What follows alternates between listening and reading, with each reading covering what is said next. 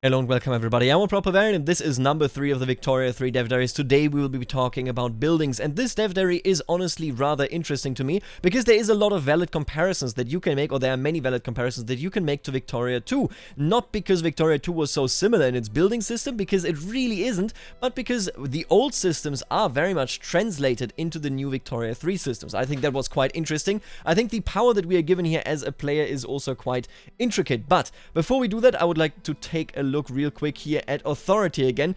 In the last Dev Diary video, I said, hey, this is a bit confusing to me. Authority is this sort of thing where you sit down and say, I want to push through some sort of decree as the king, as the queen, etc., etc. And then we have road maintenance down here. I said to myself, does that make sense? What exactly is this all about? And after making the video, I actually said to myself, is this something like the substitute to national focuses from Victoria 2? And I tweeted about it, and Martin Anward responded and said, yeah, so essentially it's more intricate. These are sort of pet projects of your monarch, and it goes away as you progress into a more liberal society, if you progress into a more liberal society, I should say.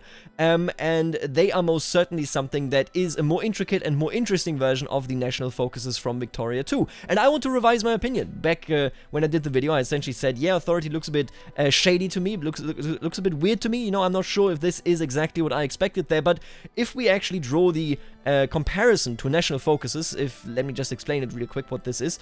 In Victoria 2, essentially, you could unlock more national focuses via research, but you already started with national focuses, and you would distribute them as you go over your states. And there is something that I really dislike about Victoria 2, because as much as people celebrate rightfully the living world of Victoria 2, national focuses always have a meta. They most certainly have a meta when you look at, in particular, you know, the civilized nations in Europe.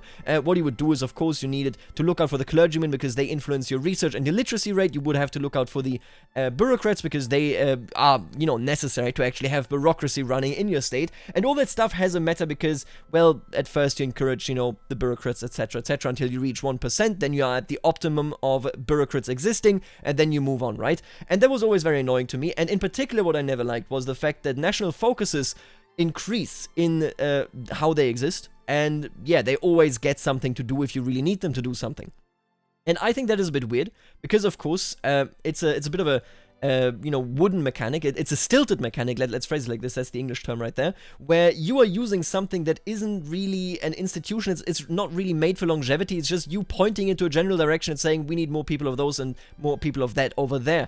In Victoria 3, essentially, the devs are trying to recognize that by saying, hey, we have authority, but authority will be a declining mechanic. As you go, as you give your people more rights, as your central organ, so the, you know, actual sovereign, be it the king or be it a dictator, loses power, you are in a position where you lose authority, meaning that you can't use as many things for stuff like road maintenance and what other statewide decrees there are. So these are national focuses, but they are based on how you rule and what your style of actual governance is. And I thought that is incredibly interesting, actually, because we're looking at different gameplay, for example, in China, that will stay, you know, in the Great Qing, that will stay in its position of basically being authoritarian for a long time, compared to, you know, the USA, the European nations in general, etc., etc. I thought that was quite interesting, because it is a shrinking mechanic as you go through the game for most players, not for all players. Again, if you become a dictatorship, then you get more authority, of course, because it also really doubles as a historical example of how things worked. In the feudal age, so in the period before the game, in the more modern age, so in the absolutist period, etc., you are in a position where there are very few lasting institutions. The best examples that I personally enjoy are the fleet of Wessex and the fleet of Sicily, of the Normans down there in the medieval period, because they existed, and then the king died, and the next one was like, yeah, we don't really need this. It was like a pet project of this guy. Yeah, whatever. Now, was that a good decision? You know, let's not put that into the room yet, because that's a long discussion there as well. But what I mean is essentially the institution of the Royal Navy, or of the General Trade Navy, etc. And I keep saying etc. too much, but what I mean is those institutions grew very slowly over time. And then at some point, they only came into being because they essentially took away direct concentrated power from the monarch. No longer can the monarch just say, we're ripping this part away, I don't want to pay for it anymore, because it has become an institution. And that is reflected in the authority mechanic. I'm actually a big fan. I want to revise my opinion there. I think they are the better advancement when it comes to the national focus system. I'm a big fan, yeah. Let's move on. What we have right here is a screenshot from Twitter that Martin tweeted, I think, yesterday. You can see right here, railways in the home county, so Reading, Oxford, 200 and less than whatever else there is. You can see that they're a fairly tiny city, so I assume that they just weren't visible on the most zoomed out map of the UK that we saw, of Great Britain that we saw. And right here we have an interesting thing, because of course this is a building where people work in. That is something that I also explained in the last dev diary, that I assume people would be working in the buildings we build, not just like EU4 or CK3, the buildings just produce something. No, instead you actually need to have people there, and there are 10,000 people working right here in the railways. That is quite sizable. The cash reserves are quite interesting, especially because the devs did mention that once the cash reserves are filled, so once if this hits 50k, you are in a position where the rest is then given to the people that are the investors, be it the state, the private investors, and so on, as dividends. So I think that is quite interesting. You can also see the wages and the taxes here. Then right here, I mean, this is fascinating. I'm not entirely sure how to interpret, for example, the 2 right here. I'm not entirely certain how to interpret that this is, you know, sort of shown as isn't here with the symbol around it, right, with the circle. But this looks like passenger cars to me. This looks like just generally transport via rail to me. This looks like passenger cars to me, and this looks like an armored train.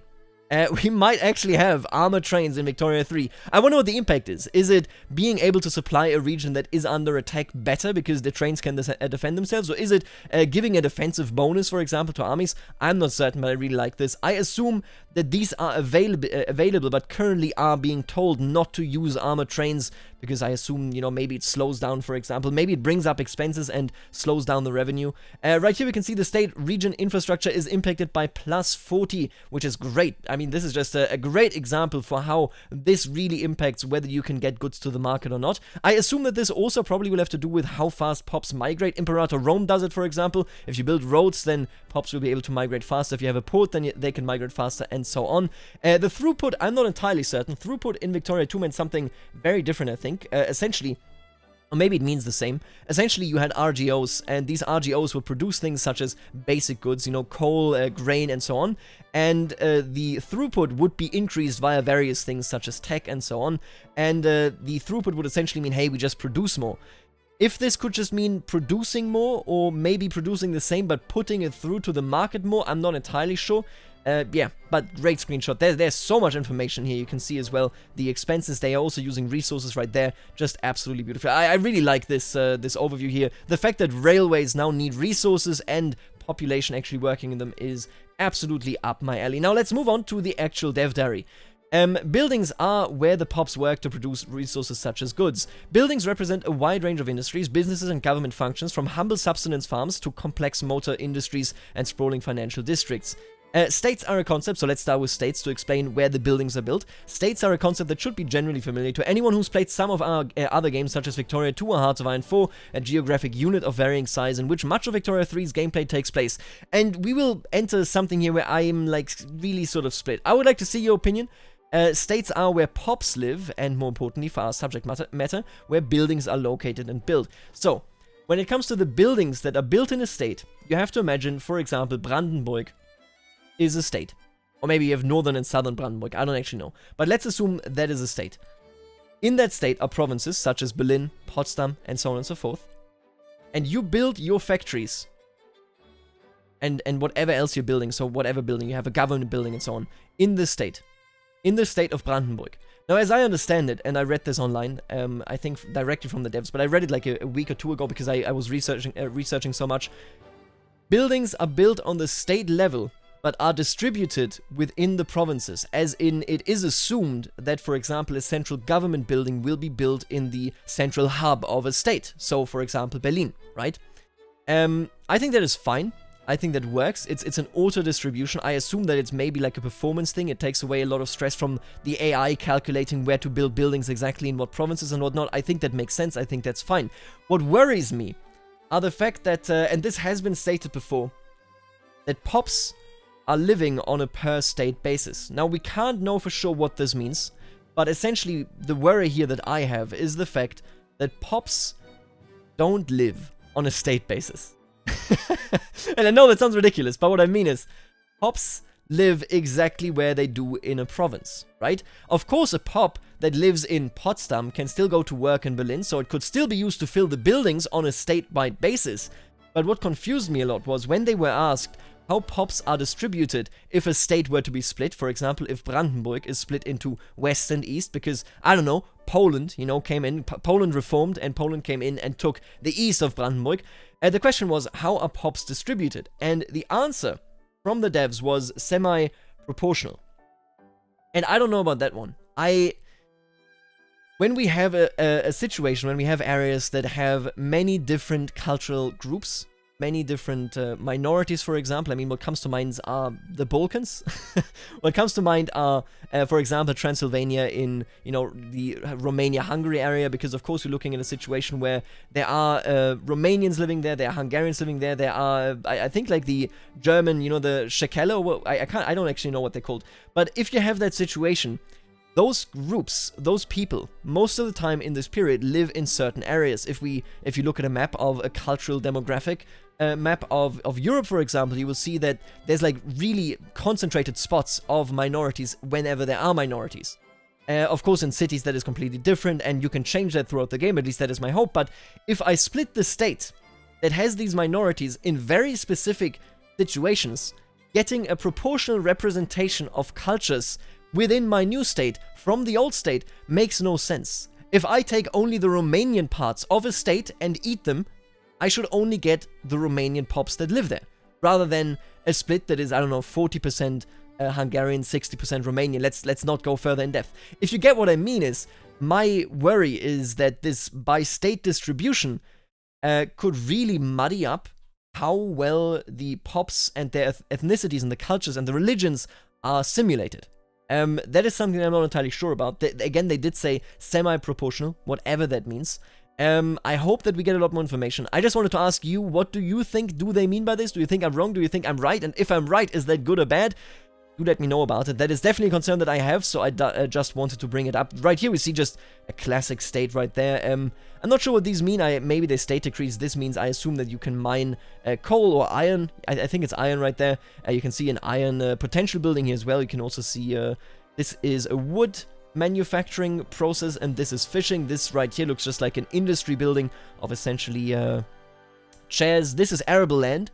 These are currently not... So these are, we're going to get to that in a second, but these are buildings that you choose that do something with the arable land. And then right here we have infrastructure and administrative buildings, though, so this definitely looks like a port right there. We can see that we have full market access because we are only using 14 out of 60 infrastructure.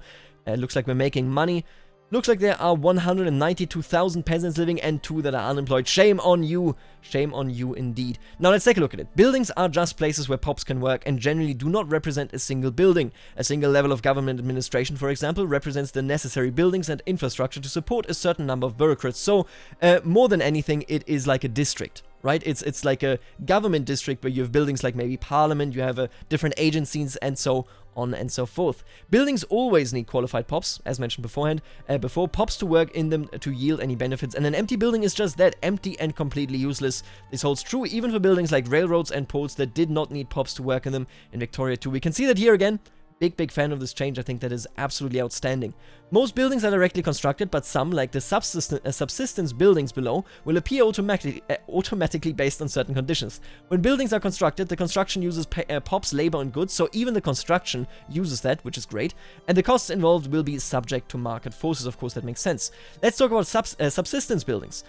They will rather appear anywhere in the world where there is arable land that isn't being used for another type of building. So these are subsistence farms. That is the... I clicked it back, and this is this symbol right there. So this is arable land that is unused and is then used in subsistence farms. You can see it right there. This is a subsistence building, which is a highly inefficient building that appears when there's unused arable land in a state. As soon as you start exploiting the potential it is using, this building will automatically get downsized. It makes a lot of sense from where I'm standing. You're looking at a situation where you got farmers, and then the industry moves in and says, we have actual tools to run this farm, we are more efficient, for example, and those farmers will shut down, go work somewhere else.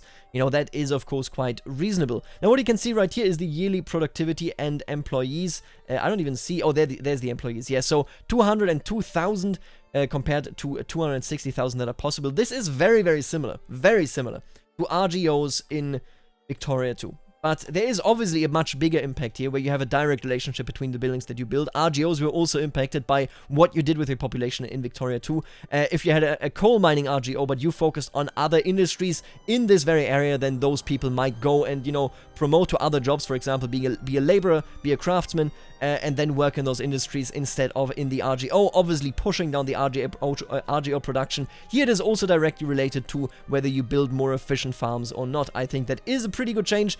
I can't actually complain about that at all. You can see the weekly taxes. Yeah, this is a pretty decent screen. Next up are urban centers, like subsistence buildings. These are automatically created rather than built, with a level of urban center in a state being tied to the amount of urbanization generated by its other buildings. Urban centers primarily employ shopkeepers and provide a number of important local functions that we will get into at a later point.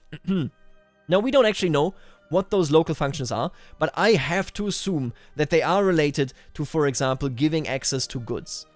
Because this is, of course, something, you know, if you can't bring your goods to the market, you still need to sell them in your local population.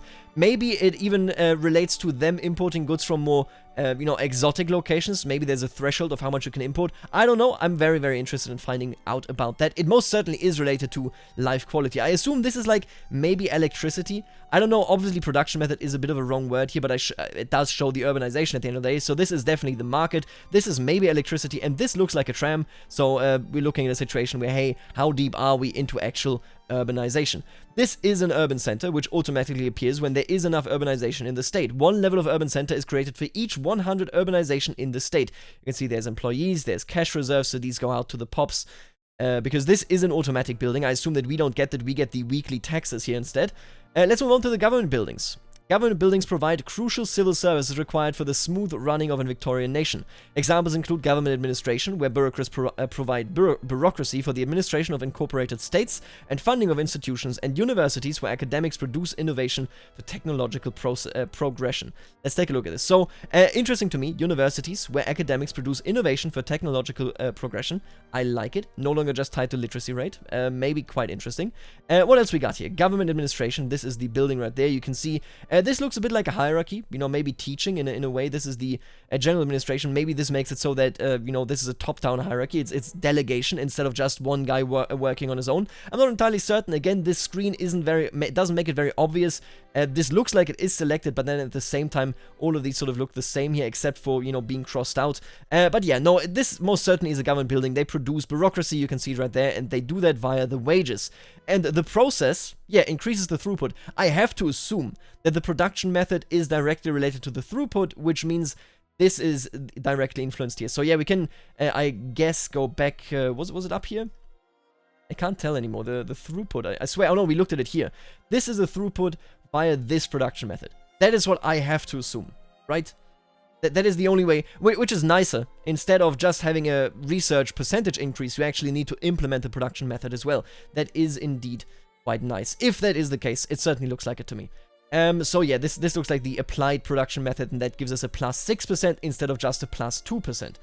The counterpart to government buildings is the private industry. The vast majority of buildings in Victoria 3 fall into this category, which includes a broad range of industries such as non-subsistence farms, plantations, mines, and factories. Unlike government buildings, private industries are not owned by the state, but rather by pops such as capitalists and aristocrats who reap the benefits they bring in and pay wages to the other pops working there. Usually, at least, under certain economic systems, the ownership of buildings may be radically different. For example, if you seize the means of production, or if you reinstitute slavery. Of course, those are two very much moving out of the way sort of categories, but I think that is essentially what we are hinting at here. Many of these buildings are limited by locally available resources such as arable land for agriculture and simply how much iron is available in the state for iron mines. Urban buildings such as factories, however, are only limited by how many buildings you can cram into the state. I think this is an important threshold here as well. Urban buildings, that is what I was talking about, that they get centralized in urban provinces of the state. Simulating the more densely populated nature of cities. In short, there is no system of building slots or anything like that, as we want limitations on buildings to function in a sensible and realistic way. Now, of course, technically speaking, arable land is building slots, but it is also realistic. You know, that's just how it is. You can only farm so much in, for example, the area around Paris. You know, that's just the way it is. You can't really change that. You can see the urban buildings right here. This is a factory for chairs. They are producing things. This looks like what their cash reserves are. Where do we have one here? There we go. This looks like their cash reserves right there. We can build more buildings if we wanted to. I assume this is the tax Then right here we have the fishing industry, we have the wood logging industry, and we have the iron industry. We can see this is built up 2 out of 12 because that's how many resources we have of this. This is 2 out of 18, so you could build this up much, much more because this is apparently a very heavy fish sector. And then we have 1 out of 5 for the iron area. Then with the unused arable land, what you can see right here is that this is always 1 plus the number 26. So if I build this up once, this would go down to 1 out of 26 because we only have 25 remaining. Essentially, the unused arable land just has, you know, the normal peasants, the normal farmers live on it, they produce their things, and whenever I build a new building here, like the grain farm and the cow farm, then I am in a position where arable land is used and these subsistence farms go away. Now, it was confirmed, and this was just kind of logic to me, but it was confirmed that, of course, whether you can build a grain farm, whether you can build a cocoa farm, whether you can build a tobacco farm, is entirely reliant on what the arable land actually is, meaning that, you know, there is a chance that you can't actually grow tobacco in, let's say, Hamburg. You know, of course, that makes a lot of sense. Finally, there are development buildings. These are often, but not always, government buildings that distinguish themselves by providing vital state-level functions. A couple of examples are barracks that recruit and train soldiers from the local population, and railways that provide the infrastructure other buildings need to bring their goods to the market. This looks like a barrack, this looks like a port, this looks like a railway, and this looks like an administrative building. Oh, wait a minute, is this the, maybe it's the academy. We haven't seen an image of the academy, have we? Okay, yeah, interesting, but I think this is fine. Of course, this is the development that you actually pour in. This is how far you can go. This is limited, you know, because you can only build a port up so much. This is not limited, on the other hand, as at least it doesn't look limited when it comes to the barracks. At the same time, though, there is no increase button, so there is a plus button here, and then there's the government-looking button right there. I'm not entirely sure what to make of that, but that is interesting. It makes it so if we scroll up right here, where we can actually see the different buildings. These are urban buildings, these are related to farming. You know, this is the arable land that still remains with the subsistence farms, and these are the farms that you build. Then these are right here are the development, no, these are the development ones, and these are the general income ones, you know, that you can build in, where was it? The private industries and the resources, that's what it's called, the resource buildings. I think this is very much reminiscent of RGOs, of building infrastructure, and of factories in Victoria 2. But in Victoria 2, those systems were connected. Don't get me wrong, they were connected by utilizing whatever is produced in one of them in the other, and so on, you know? But at the same time, they were disjointed because they weren't really connected. Of course, indirectly they were, but again, goods teleported everywhere. Now, in this case, it's very much different. In this case, you know, for example, with the wood that we get right from here, we can immediately use it right there. It can be used locally, which makes it cheaper, and which makes it quite interesting, unless, of course, there's somebody, you know, an industrial giant from the other side of the ocean coming in, saying knock knock, and bringing in wood much, much cheaper than you can produce it right here, which would make this building go bankrupt. But where I am coming from is essentially that we are looking at a situation where the buildings have been completely reiterated. They have been altered, and in my opinion, for the better. There is not really anything that I can say negatively about these buildings. Let's finish off the dev diary right here. Building up your country is meant to be more of a hands-on experience in Victoria 3, as this is absolutely core to the society building aspect of the game and forms a major part of the game's core loop. This naturally also means that we need to give the player the necessary tools to manage their buildings in a large empire, which may involve some form of autonomous building construction, though we haven't yet nailed down exactly what form that would take. That is, of course, difficult to do, and it goes on, and whether it will involve decision-making on the part of the investor class. Oh yeah, that's something that I'm not sure about, and I know many of you aren't sure about that. In Victoria 2, the investor class, essentially, you know, the capitalists, the aristocrats would go, hey, I want to build this factory over there, and that is a cool idea, a very cool idea, if you have a market economy.